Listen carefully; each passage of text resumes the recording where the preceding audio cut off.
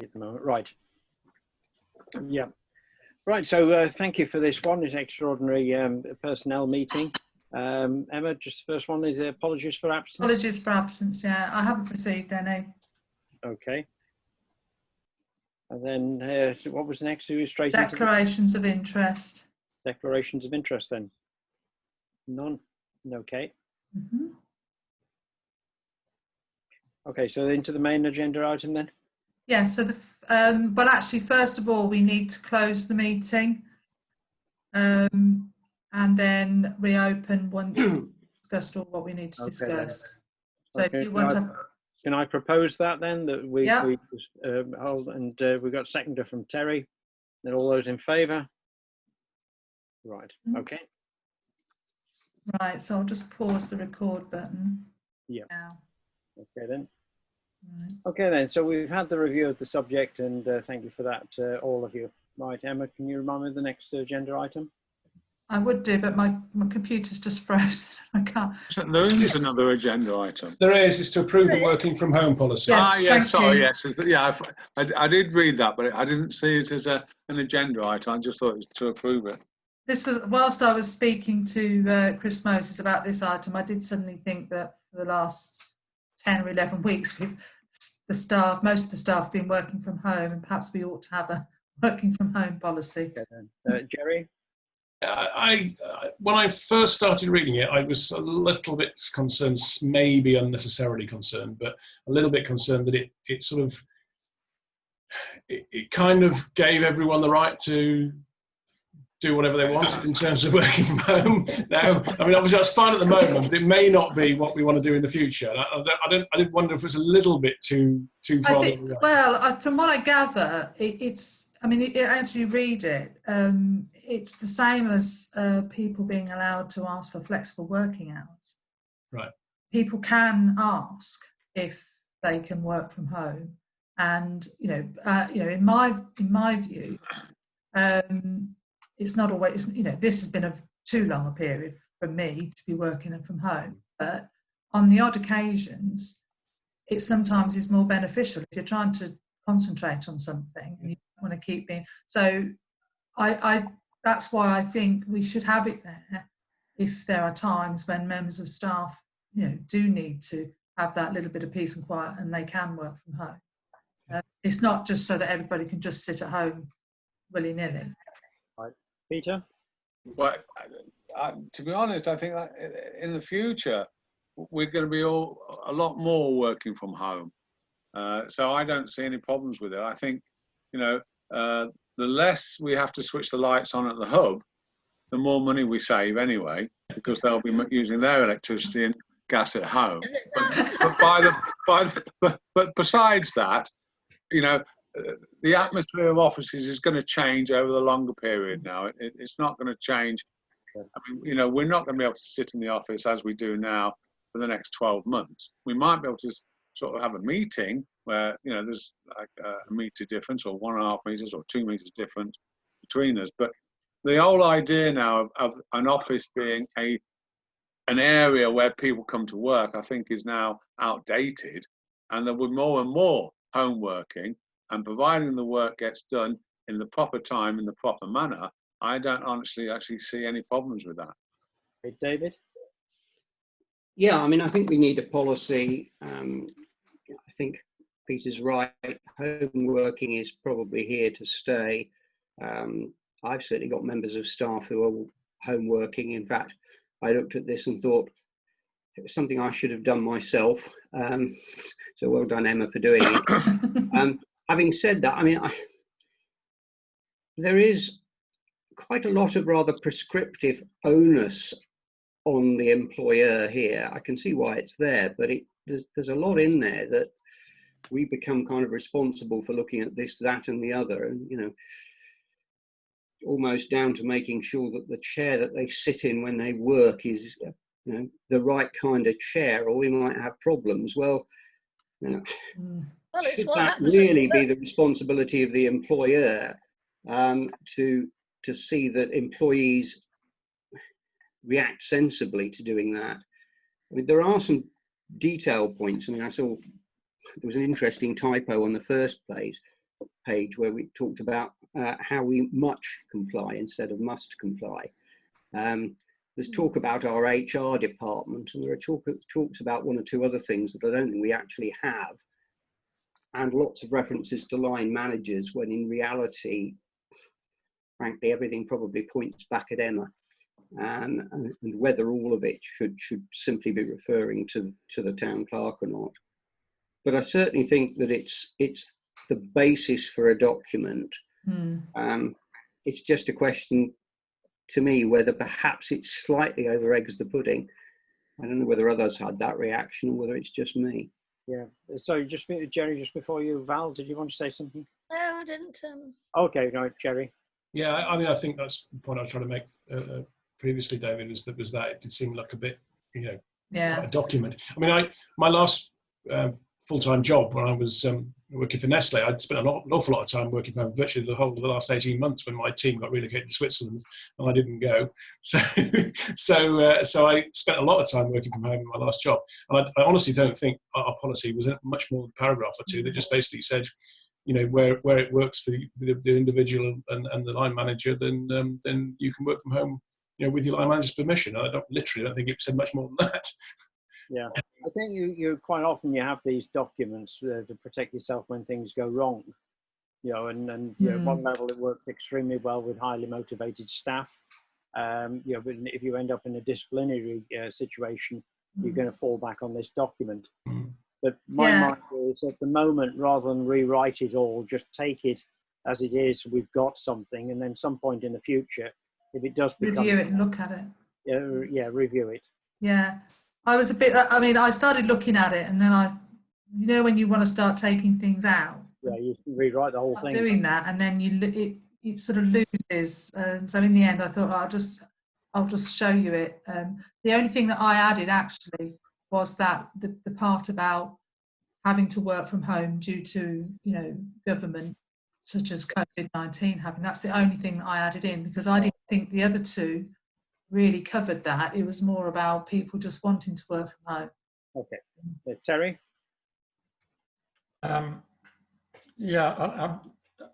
Jerry's mentioned this about, and so did you, I think, about there's a lot of stuff in there that we are responsible for. So my question was going to be, if we adopt this, are you then going to go and do a risk assessment with everybody in everybody's home, Emma? See that they've got the proper equipment? I'm not qualified to do it, so I can't. It would be not allowed to anyway. our health and safety consultant who would do that. Okay, so anyway, I wouldn't let him in my house, because I wouldn't want him to see what I'm sitting on at the moment. So is somebody going to do all that, or is it just going to be a bit of paper that we file away? It's a tricky one. I don't know. That's something that I would probably I'd probably speak to Moses about, because I'm not sure that in all the times of being a clerk and working from home and having these sorts of policies, I've never had anybody come and assess my workstation at home. No. Okay, David. Well, I think we perhaps should get Chris Moses to look at it, because my primary concern about it is that we could find ourselves with an employee who has some sort of an issue whilst they're working at home, looks at this policy and says, but the council didn't do X or the council didn't do Y, and basically takes us to task over that, because of the extent of the obligations that seem to be in there. That's, in a sense, that would be my concern of adopting it immediately. Admittedly, the risk is that if we don't do that now, the reality is almost certainly this, that we'll have to bring it back for the full council meeting, which isn't for another 3 weeks, by which time somebody, and I've got a feeling I know it would end up being, would have gone through it and perhaps looked at whether or not there are aspects that perhaps could be changed. I hear what Emma said, and I fear she might be right, in as much as once you start taking out some bits, you start wondering about the cohesiveness of the whole thing. But it does worry me a bit. Emma? I've seen a very much simpler one from Raunds Town Council, when we were sort of talking a few weeks ago about home working policies. So I could perhaps circulate that one as well, and we could. Okay, we've got an alternative. Peter, then, sorry. Yeah, one thing I would say is that if we go down this route, and I'm a supporter of going down this route, then we should check with the health and safety to make sure what our liabilities are with people working from home. And if it does mean we have to go get somebody from health and safety to go into the homes and make sure that the equipment they have and what they're sitting on is of the standard they have in our offices, then as an employer, we have to give them those standards, because it's only right. You can't just sort of say, well, because you're working from home, you can sit on an orange box, and if you fall through it, that's your fault. That's not. I'm not on an orange box. Right. Well, you know what I'm saying, don't you? Legally, we can't do that anyway, but they're still our employees. Exactly. My daughter's just got a job, and she's been, all her equipment and everything's been given to her to take home. Her chair, her pad for her wrist, all of the stuff is being supplied by the health and safety executive. Well, that's what it should be, Clive. Terry? Okay. Emma, do we know what NCAL think about this? Well, that's why we should talk to them. I can talk to them, because there will be a lot of home working policies, because I'd say 90% of clerks work from home. Yeah. I would say out of those 90%, probably 89% sit on all sorts of different things. They're not sitting in full workstation. I know that. And what you're sitting on. And I know that from experience. So it seems that the opportunity for people to be self-certified might be the better solution. Yeah, I think there is. You can. If you sign to say you've read the home working policy and you're happy with it, I think it almost like it's up to you then. If you go too much down this route, you're telling people they can only work from that one seat in the house, in that one room, that one table. So self-certify. Just the people saying they're happy, they've got everything, they've got the support they need from us. And move on. Yeah. So this item's a bit longer than I thought it was going to be, but for good reason. Just one that was on my mind. Some years ago, when you had a home office, there were implications for rates and taxation on it. Is there any of that still applying? I think when you're only doing it as a temporary basis, I don't know whether it's effective, but I know when I worked from home in other jobs, I had an allowance, and you could only have an allowance up to about £25 a month. Over and above that, you would get taxed on it. That's all I know. But I think that on insurance policies and stuff like that, I don't know what the implications are.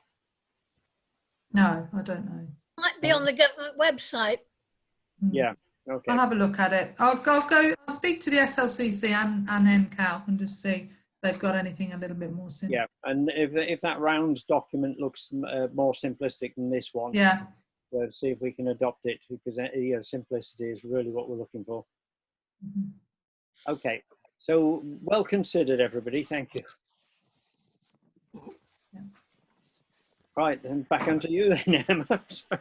Well, I think the last one is any other business. So I don't know if anybody's got anything else. Is there any other business or anything that you want to cover before the full council? Yeah, Jerry. Just to say to Emma that I'm available to do the marshalling on Thursday. Oh, so. Thank you. I was just talking about that. I did have a conversation with Philip Amps, and he was thinking that this Thursday might be the last week he'll put the bollards out. Okay. Because if it comes down to the 1 metre, it may be that if it's more open, but we were considering continuing with a one-way system near the fruit and veg stall, because that's the busiest one. Yeah. Okay. So is there anything that we can do officially using Nobby or John? For Putting bollards out and things like that. they Yep. do that anyway. Yeah. They put the road closure signs out and our sort of a one-way sign. So it may be that when we go on Thursday, I'll have a look at it and speak to the fruit and veg people and just see what they think. Yeah. So having experienced a pretty bad one in Corby yesterday, I realised one of the biggest issues is the simplicity of the signage. You know, the people get a bit stroppy, you know, when they think they're complying and then get told that they're not, but the signs aren't very good. Mm. Yeah, so you know, as we're getting into the longer term with this, you know, it's all the time just refining that signage. Yeah, it seems to be working okay at the moment. And I've got a whole load of signs and things. In fact, Peter, I need to get some over to you that I got from East Northants Council for the social distancing and various and floor stickers that I've given out to some of the businesses already. So we could probably utilise some of those as well. Well, give them to Johnny or give them to me. Okay, yeah, will do. I've got most of it down, you see. It's just that if you've got some more floor stickers, I can use them. And if anybody else who wants any down there, they can have them. Okay then, so just looking around the table, is there anybody else got anything else they want to raise? No? All right then. Well, thank you very much all for attending, and thank you, Emma, for marshalling me through this. Thank you. Thanks a lot, then. Marshalling, yes. It's All right. still Bye. 0-0. See some of you on Thursday then. Bye.